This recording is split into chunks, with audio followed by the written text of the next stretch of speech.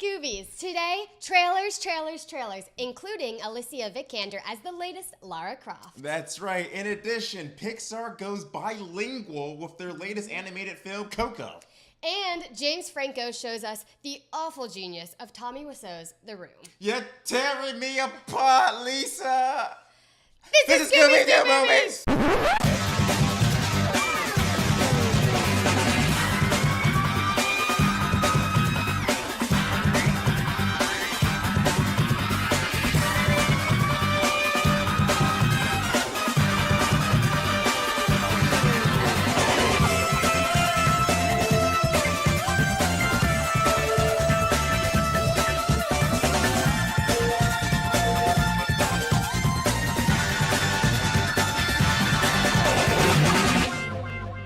Hey there, fanboys and fangirls. I'm Andre. And I'm Alex, and this is the news.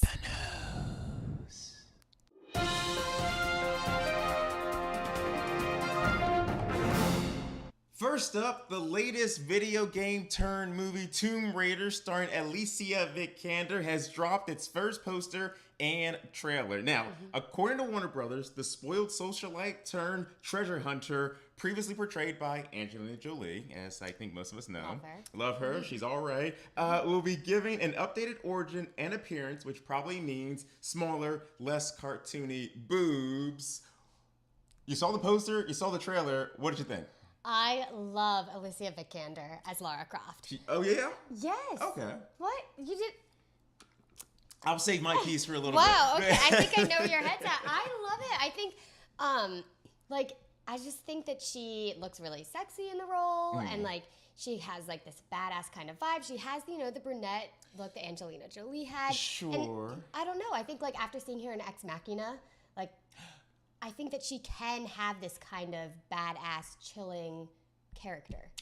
She's a great actress, Oscar nominated. I have no doubt that she can pull off the acting in the movie. I don't know. I had the same problem when Gal Gadot, still don't know how to pronounce her name, was first cast as Wonder Woman, where I'm like, clearly she's pretty, she's tall, she's statuesque, but then she killed it. But when I picture Wonder Woman, I do, even, she did kill in the movie, but I still picture Wonder Woman being maybe like just 5 more pounds of muscle, just a little bit more. Okay. She still is a little twiggish, a little thin to be playing such a powerful character. But Angelina Jolie is very thin. She is. I feel like she wasn't as thin when she was younger. Look back into some of her earlier stuff. We're talking pre-Salt days. Salt, it was like game over. She needed to eat a sandwich. But before then, she was a little fuller. Had a little bit. You're saying she's not powerful enough, not powerful looking enough. I just feel like this version of Lara Croft would crack her neck on her first mission, but the trailer itself, it looks amazing. The original Tomb Raider films, Angelina Jolie, they did 2 of them. The second one's The Cradle of Life.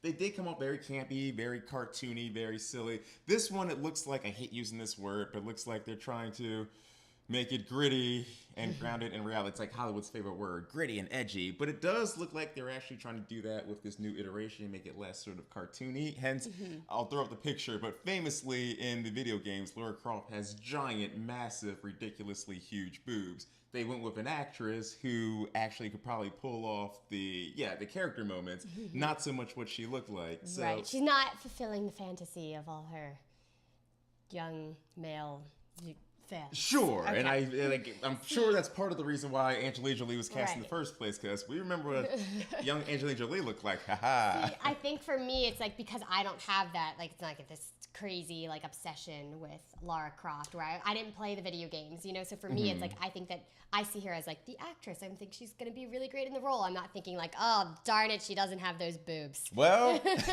so I get where you're coming from. That's all. But again, obviously like you said, she's a great actress. I do think she's going to be great in the role. I'm just saying, it's one of those things. It's also like when Chris Evans was first cast as Captain America. Now he is Captain America, but in that first movie, I'm like, I don't see it. I see him as like the douchey frat boy. He proved me wrong. Pixar introduces some Latin flavor with their latest trailer for their animated movie, Coco. I'm super excited about this. Yeah, it's going to be good. The story follows a young boy named Miguel whose love for music leads him to a magical guitar that transports him to the land of the dead. Yeah. Thoughts? Yeah, I'm on board. Yeah, when I first saw the trailer, I was so excited. I think this is awesome that Pixar is, taking this Latin route. Sure. I think that they're gonna be having like a larger audience that's gonna be really excited that hasn't seen this yet from Pixar. Yeah, now that I think about it, I don't think Disney has ever done a Latin featured character, and I can't think of a fairy tale where that's been the case. Can you? No. Yeah. So that's why I was thinking, and they have the Land of the Dead is very. It seems like it's kind of modeled off Day of the Dead. Absolutely. With, the sugar skulls. Like, it's that kind of imagery. So I think... And I love how they did incorporate that into a animated cartoon world. Yeah, and it's really fun. I love that, it has the bilingual aspects, and I think it's going to be really exciting for a lot of kids out there that haven't seen themselves represented in Pixar movies. No, I'm with you, especially like with everything that's going on in the world right now. We won't get into politics on this program, but it is nice to have a movie coming out like this that will once again shows, the evil word, diversity, inclusion. Ooh, bad stuff we have to share. But I'm glad that Disney is finally, after all this time, doing this. And it's from the makers of Finding Dory, like, Finding Nemo. They splashed that right on the first 30 seconds of the trailer. They want you to know where this money's coming from. This is going to be it's going to be a hit. It's going to be a hit. In fact, except for the Cars films, I don't think Pixar has made a bad movie.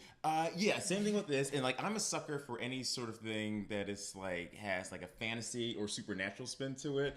I love the fact that this is not just a fairy tale like most Disney movies are. It's also more of a gothic fairy tale, dealing with all the elements of being the dead and him going to the afterlife. Yeah, almost like a super kid-friendly, nice Tim Burton. Absolutely, great way to put that. In fact, Guillermo del Toro actually did produce another Day of the Dead movie a couple years ago. I forget the name of it, but I'll put up the graphic for you guys. But this reminds me of that, except that was done more in the characters look more sort of stop motion animation as opposed to this clearly CG. It looks beautiful. The scenes when they're the Day of the Dead, everything looks gorgeous. I love how they do the lights, the coloring. It's very vibrant. It's definitely something that I want to see in the theaters. I want to see this on the big screen. Absolutely, good call. And I'm just really excited for this film. It looks super cute, and I'm not a huge animated movie person, but I do love almost everything that Pixar makes. So. Now, one thing I do wonder, I haven't been able to tell from this trailer yet or anything I've read about it, Pixar typically doesn't do musicals. They usually leave that to Disney, with the Rapunzels and Frozen. This is a Pixar film, but it's also based in music. The story is the kid wants to be a great musician, his great-great-grandfather, I think, but his mother doesn't want him playing music, so that's where he finds his magic guitar. I wonder if this is going to be a musical or if they're just going to make it it's going to be a straight movie with maybe just music throughout. I couldn't tell that from the trailer either, and I'm a big sucker for musicals, so I kind of hope it's a musical. I think that'd be really cute. We'll see. We'll see which one it is, but as of right now, I don't know. Next, the Red Band trailer for Guillermo del Toro's latest creature feature fairy tale, The Shape of Water, has been released. The film follows the romantic affair of a mute cleaning lady named Eliza and a strange amphibious creature being held captive in a government facility. The trailer did not sell me on it. No? I think it's gonna be interesting. It's it goes back to the Beauty and the Beast theme. Right. But it's just, I don't know. Don't know if a Del Toro twist, though. That's the Guillermo little flavor on there. Yes, but it's just, the amphibious creature just creeps me out. Sure. And the woman doesn't talk. She's mute. Obviously, maybe they have some special language that they can share together. Some sort of telepathic or emotional bond, maybe. But, I don't know. I just don't. It just, didn't really get you. Do it for me. I'm not going to bury the lead on this one. I'm a huge Guillermo del Toro fanboy. From the Hellboy films to Pan's Labyrinth, as far as I'm concerned, that man can do no wrong, except for that movie he made with Tom Hiddleston, The Crimson Something, about the Gothic castle. Okay. I didn't love, but this one I feel like he's getting back to form. So I think that was his last movie. But Guillermo del Toro is known for doing these practical effects, sort of like very creepy monsters mixed with reality. Like, if you haven't seen Pan's Labyrinth, please see Pan's Labyrinth. I think it's the best example of this, of a fairy tale, but taken in the real world. It's almost like a dark, hard R Wizard of Oz, if that sort of can help you paint the picture. I think it's going to be like that. I think this is very similar to Beauty and the Beast, but again, the Del Toro version of that, which is going to have, I think, more blood, more probably creepy moments, as we see with the fish creature. He is a little creepy. Yeah. He's weird. But again, I think maybe it's something that I'm going to have to see to really get on board with. Like, I need to see how their relationship Now, can forms. you see this? Because she can't do the horror movies. Would you be no, okay I think I can see with this. the monster it's movie? Just, it's not like a slasher. It's not kind of supernatural. It's just a creepy sea monster, I guess you could say. That's it. I'll probably be a little jumpy, but I will definitely be able to watch this one. Yes. Okay, and another reason why I love this idea is because Guillermo years ago was trying to develop a remake of Creature from the Black Lagoon. Kept falling through, couldn't get the rights, no one picked it up. So he did what? He did his own thing. He's like, screw that noise. I'll just like change the story enough where I'm like, it's his own version of Creature from the Black Lagoon. I think it's going to be awesome. Finally, the Franco brothers, James and Dave, along with Seth Rogen, are bringing the real-life story of The Room, one of the worst movies ever made, to theaters in their movie, The Disaster Artist. The Room, starring, written, and directed by would-be producer Tommy Wiseau, for better or worse, has amassed a huge cult following. Are we glad this movie is getting more attention? At first, I wasn't. When I heard about this movie like a year ago, I was like, no, do not give this man any more money. Do not give him a bigger audience. Do not make him sort of like a legitimate name in the entertainment business. Then I saw this trailer, and I'm like, take all the money. The trailer is hilarious.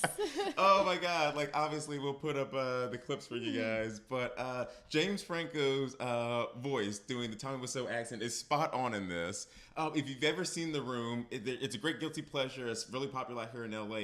They do showings all over town. People just love to get wasted, stoned, drunk, and go to these screenings. It's almost like the modern day. We should do that. We should do that. For research, of course. For research purposes. Keep it very classy. But it's almost like the modern day Rocky Horror Picture Show, where people go there purposely to enjoy how bad it is. And I feel like they've captured that in this trailer. Yeah, I mean, seeing also James and Dave Franco on screen together is going to be so amazing. good. I've never seen them in a movie together, but and not playing brothers. Yes, exactly. And the whole time I was just laughing. Like the trailer is just gut wrenching.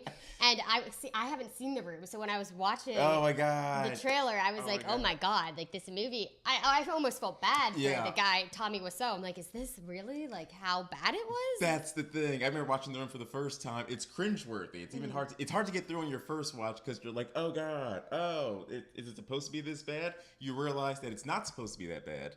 It is that bad, and now he's made it work for his favor. What's Tommy Wiseau doing? I think he's going around to screens of The Room. He made it work for himself, though. Like he did. You know what? We really can't throw shade because we're up here trying to do the same thing, and that's what I really love about it. You can laugh at it. It's campy. It's stupid. It's terrible. But James Franco said that the reason why he wanted to make this movie in the first place is because at the end of the day, it's just about sort of the human story of like, I have an idea, I have a dream, a goal. No one believes in me, but I believe I can make it successful. And man, he chose like a weird way to do it, but it is a successful movie. He did something. In its own way, it is successful.